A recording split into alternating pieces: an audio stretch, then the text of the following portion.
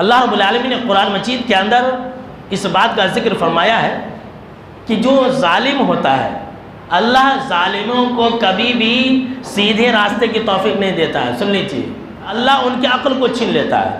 اللہ نے خود قرآن مجید کے اندر کئی جگہ پر یہ بیان فرمایا ہے، ان اللہ لا یہدی القوم الظالمین واللہ لا یہدی القوم الظالمین. کئی جگہ پر آپ کو قرآن پڑھتے پڑھتے یہ الفاظ ملیں گے، یہ آیتیں ملیں گی کہ بے شک کہ اللہ ظالم لوگوں کو ہدایت نہیں دیتا ہے، ظالموں کو ہدایت نہیں ملتی ہے، ظالموں کو اللہ رب العالمین توحید کی توفیق نہیں دیتا ہے، ظالموں کو اللہ نیکیوں کی توفیق نہیں دیتا ہے، ظالموں کو اللہ صحیح سمجھ کی توفیق نہیں دیتا ہے. جی ہاں، سن لیجئے.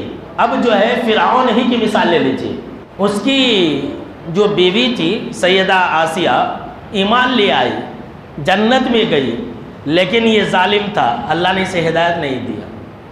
ابو جہل کی مثال لے لیجئے، بہت اکڑو تھا، ظالم تھا، ہدایت نہیں ملی. حامان کی جو فرعون کا وزیر تھا اس کی مثال لے لیجئے. قارون کی مثال لے لیجئے، بڑا اکڑو تھا، ظالم تھا، لوگوں کے اوپر ظلم کرتا تھا، صرف اپنا خزانہ بھرتا تھا، زمین کے اندر دھسا دیا گیا لیکن ہدایت نہیں ملی. تو ظالموں کو اللہ ہدایت نہیں دیتا ہے. سن لیجئے، صحیح سمجھ نہیں دیتا ہے.